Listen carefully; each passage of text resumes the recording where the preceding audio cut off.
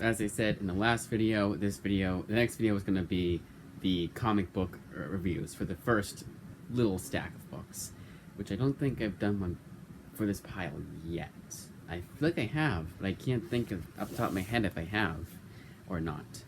Sometimes like I'll check out too much in the library, not like too much, but you know, I want to check out some more. Nope, I didn't say that right. Fucked it up already. But basically, yeah, I will check out too much. Essentially, not like I don't realize I checked out too much, but like I know that I do, so I have to I have a little pile that I read first. That's a miscellaneous pile. Okay, I'm getting wires crossed. Let's just get into it, because all you guys are confused. You have no idea what I'm talking about, and you're gonna ask questions, and I'm gonna get more confused, and then that's gonna be stupid. No reason to mention any of that. Basically, what I was trying to say is that there is a miscellaneous pile that's... I can't keep calling it miscellaneous pile, because miscellaneous pile is a different thing. But it's the in-between pile, the appetizer pile. And I don't think that any of these I know that none of these are from that pile, but I was starting to think, like, well, the bigger pile, the main course pile. But no, none of those. Alright, first up is Family Tree by Patrick Wyndham? No, Robert Wyndham and Lily Wyndham. And I believe they are father and daughter team. And this is definitely one of those kiddie books that you look at that right there, and that's what you're gonna get. Nice little medieval setting. I do like that they tried something different, but very cringe dialogue, very juvenile dialogue. Not all the time, but most of the time, and it really affects the pacing overall. And this wasn't one that I'm going to read again, but I'm glad I checked it out. But this is not it. This is not that. This is no Scurry. This is not the Scurry of kids books, kiddie books, where Scurry was a kiddie book, but it was mature. It treated kids like they were mature. It knew kids could handle a more mature story than this, and without cringe dialogue. It treated kids with respect. This borderline does not. It's not awful, but it's not great either. 5 out of 10 across the board. Osborne. This is the Osborne Evil Incarcerated. Oh, I said Evil Incorporated on Instagram when I reviewed this book. But this one is by Kelly Sue DeConnick. And Kelly Sue DeConnick is known for writing those types of books. And this is a great example of not all the time does she write those types of books. Because nowhere in this are any of her tropes that people don't like from her writing present here.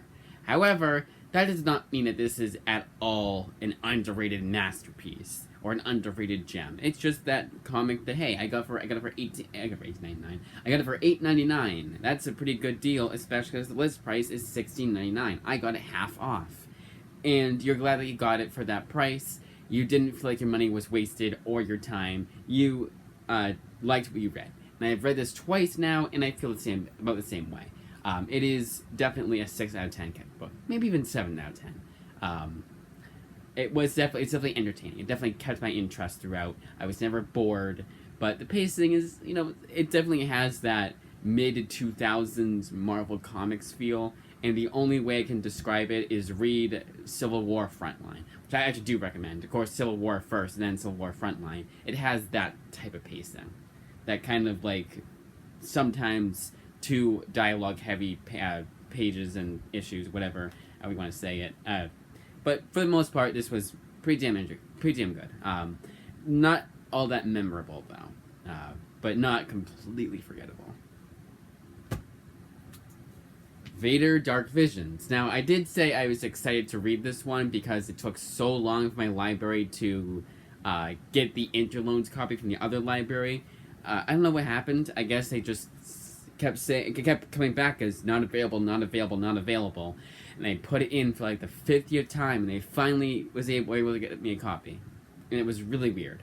I don't know what happened. Maybe the library at first didn't do Interloan, and they did. I don't know. Maybe they lost the book, and then another library came through, or they got the copy again, or something happened. I don't know. But I got the copy, and I was excited to read it, because I read the first issue, and I really liked that first issue. These are 5 one-shots that you can read out of order. You can read this comic if you so desire to backwards, reading issue 5 first, and then going 5, 4, 3, 2, 1, and you'll get the same exact experience as someone reading it in order. Because these are just 5 one-shots that are completely unrelated to one another. And I think that's pretty good. I think that's a nice way of, first of all, showing that you can do this. You can tell a story in 32 pages or less and have it be engaging. Now, the first one was the best one.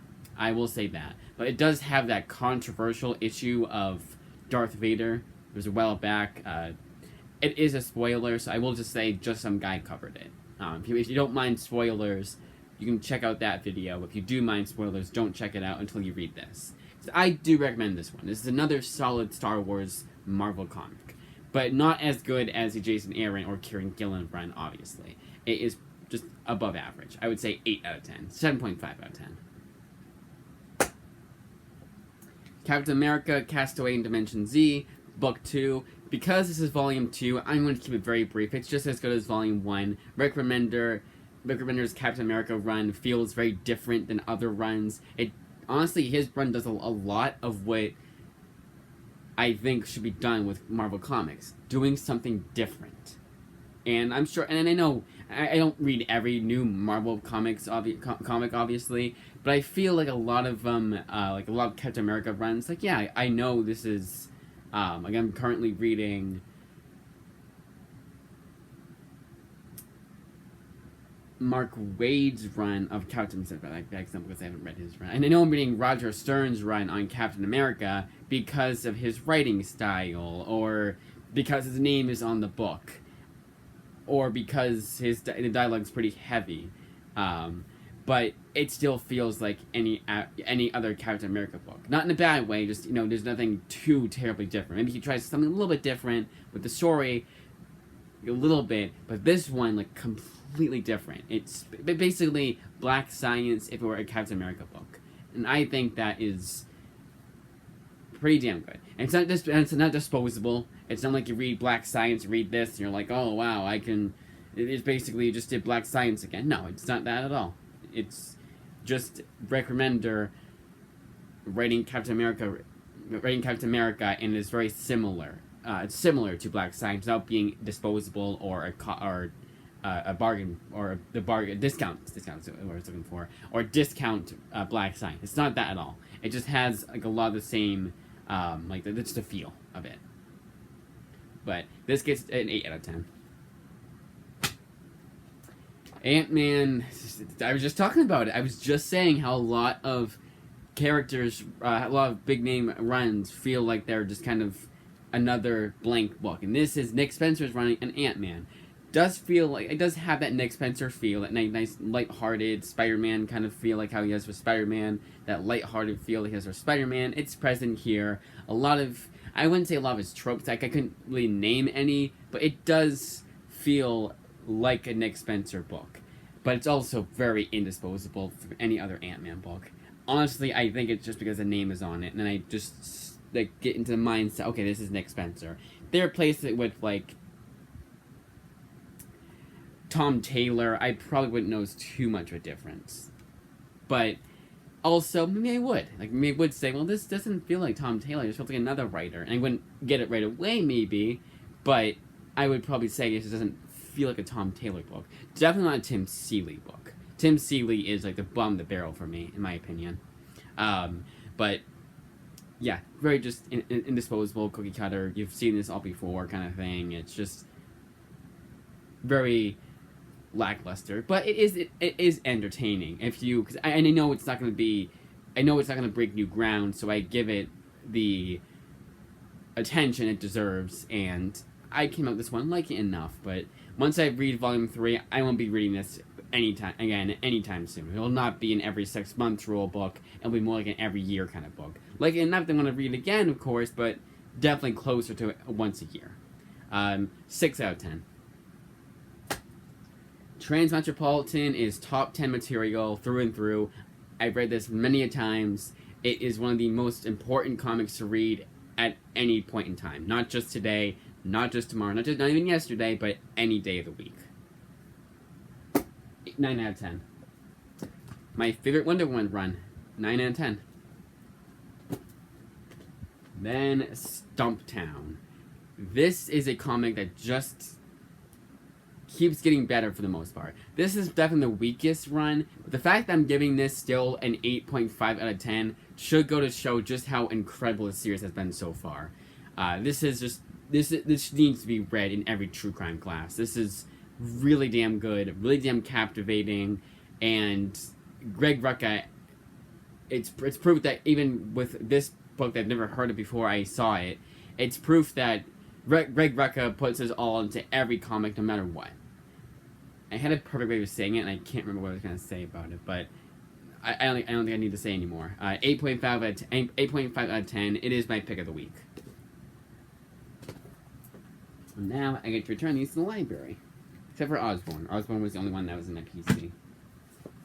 And I am kind of regretting putting some of those on in my PC. I wanted, back when I had a big long weekend for my birthday weekend, I wanted to celebrate it by doing my 25 comics a day that I used to do before I had a job. And that wasn't the best idea. And it was also a good idea. It's just kind of like I could have waited. It was June. It's just June right now, actually. And I knew that, like, I wanted to, once work let out, because I work out of school, so school let out, work lets out too. Once work/school let out, it would be really nice to get back into those PC books. And all the PC books. Not just, all the ones on my PC, none from the library. Like, going back to those, I don't go back to those days, but, like, taking a little break from the library because I won't be going there every day. The library that I go to is right next to my school. It's the most convenient thing ever.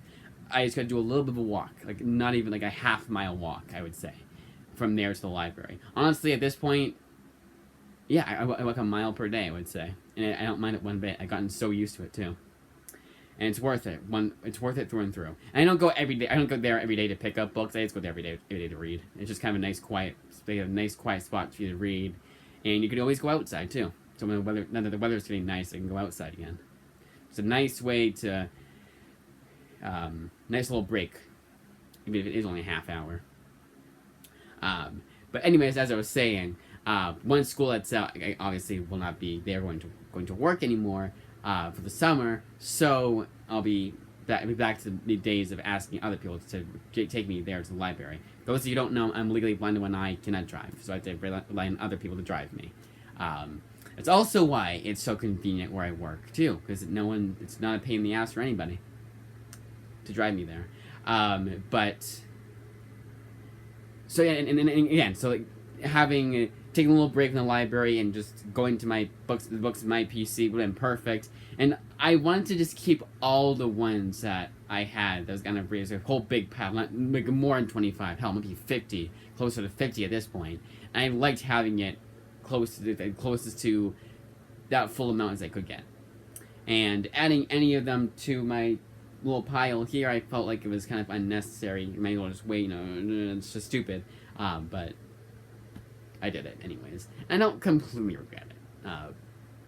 But yeah, it's kind of like, well, if you wanted to finish up these books, why add these books in? I should have just read 2 of some of the books, like 2 of Transmetropolitan every day, 2 of Wonder Woman every day, and then had to add up to 25. I think doing anything other than that was kind of foolish. But that's the way I am. But that, as I say, is that.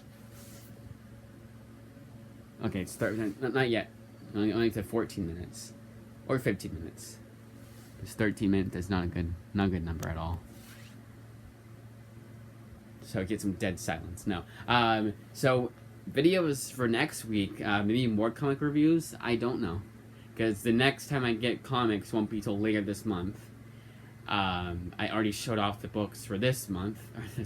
I already showed the books off for last month, like, May 2025 complete graphic novel haul. Already did that video. You got some comic reviews already. Yesterday you got the Image books I'll be reading for the month of June. That is it. I usually can find a way. It's not too difficult. You'll get a review of Dracula definitely coming up next. That's only 4 issues. That's it. Don't think there's anything a whole lot else to say. The other thing I do want to mention is that I know that anyone was thinking about this, but my movie channel that I had, this Just In Movies, I don't think I'm ever going to upload there ever again. even though I do watch movies, it's just not as consistent. The comic reviews I'm just so used to doing, and I would argue they're a bit different than the movies. If I'm saying, oh, the cinematography in this movie is really good, well, don't you want to see it for yourself and have like little like how every movie reviewer does it, have the picture showing have the movie showing on the screen? Yeah, without sound sometimes, but most times you don't need sound. That's not it. Obviously, I don't know what it is. I just kind of feel like the comic reviews are easier for me to do, and not for any reason other than that's just the way I feel. I guess I'm used to it. I guess is the best way to describe it. It was also I just kept because I was gonna do like, oh, the movies I check out from the library, I'll watch them, then I review them. Same thing I do here with the library comics, the comics I get from the library, and yeah, there's it's not as consistent. I check out movies. I do still check out movies in the library. But if you want movie reviews on my Instagram, I do those too. Like if I watch a movie and I like it enough to it's memorable enough, like Sinners, I just watched. I have that movie reviewed on Instagram, and I do plenty of movie reviews on there as I watch movies. Of course, I shouldn't say plenty, but that says that. Oh, I got to add it to the description today, my Instagram. Because that was today's video that I mentioned my Instagram account. I don't think it's tomorrow's. As of me recording this. I'm recording this on June 1st, but uploading it on the 3rd. That's it. Yeah, it's 1636. Wow.